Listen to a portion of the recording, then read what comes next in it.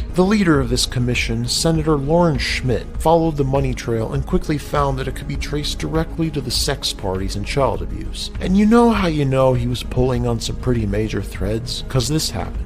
I received a phone call on the floor of the legislature. The caller would not identify himself, but he said, "Lauren, you do not want to have an investigation of the Franklin Federal Credit Union." And I said, "Well, why not?" And he said, "It will reach the highest levels of the Republican Party." Highest levels of the Republican Party. Senator Schmidt wasn't the only one who received threats. So did the lead investigator of the State Senator Committee, Gary Caridori. Now, Caridori took a trip to Chicago in July 1990 to meet with a secret informant who had evidence that would apparently blow the lid off the case. He confided in a friend that he was one step ahead of those who wanted to squash the investigation and said that if they knew what information he had, he'd be killed. And guess what happened next? He and his son died in a plane crash during the return flight from Chicago. You tell me if it had anything to do with him being on the verge of blowing the lid off the Franklin case, as he himself stated.